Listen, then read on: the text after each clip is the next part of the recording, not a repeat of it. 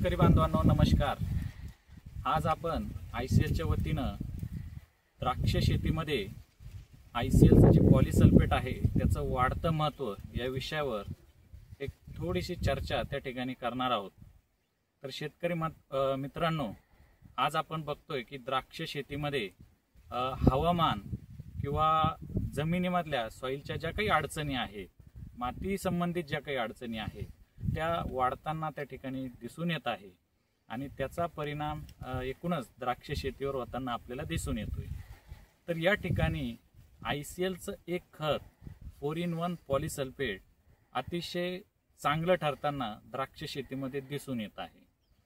आता या ठिकाणी जर आपण बघितलं, पॉलीसल्फेट एक नॅचरल खत आपण बघतोय की इंग्लंडमधील बॉयल्बी माइन्समध्ये मिळणारं ICLचं एकमेव पॉलीसल्फेट हे खत जे फक्त आणि फक्त ICL कंपनी आज शेतकऱ्यांना उपलब्ध करून देते आणि एकूणच पूर्ण जगभरात ICL या ठिकाणी शेतकरी बांधवांना पॉलीसल्फेट उपलब्ध करून देते।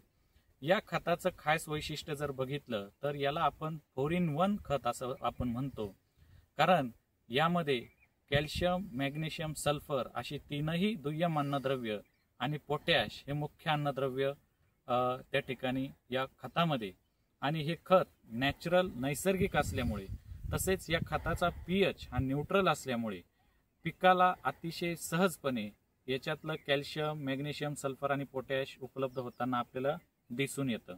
यामध्ये जर बघितलं, एकूण अन्नद्रव्यांचे घटक कॅल्शियम हा 15% कॅल्शियम ऑक्साईडच्या स्वरूपात, पोटॅश 12.5% K2O स्वरूपात, मॅग्नेशियम 5% मॅग्नेशियम ऑक्साईडच्या स्वरूपात आणि 17.5% सल्फर हा त्या ठिकाणी उपलब्ध आहे।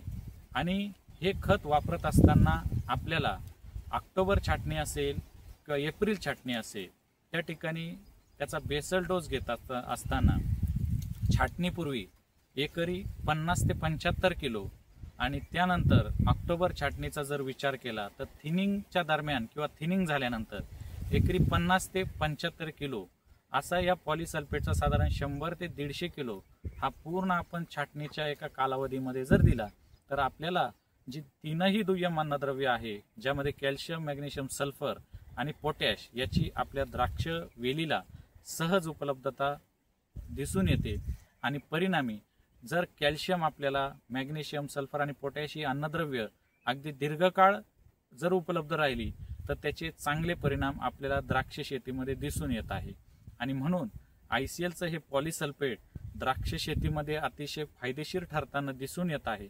आणि म्हणून येणाऱ्या ऑक्टोबरच्या सीझनमध्ये जर आपण बघितलं, छाटणीच्या अगोदर प्रति एकरी 50 ते 75 किलो पॉलीसल्फेट त्या ठिकाणी आपण बेसल डोसमध्ये घेऊ शकता आणि आपल्याला अतिशय उत्कृष्ट गुणवत्तापूर्ण द्राक्ष त्या ठिकाणी बघायला मिळतील। धन्यवाद।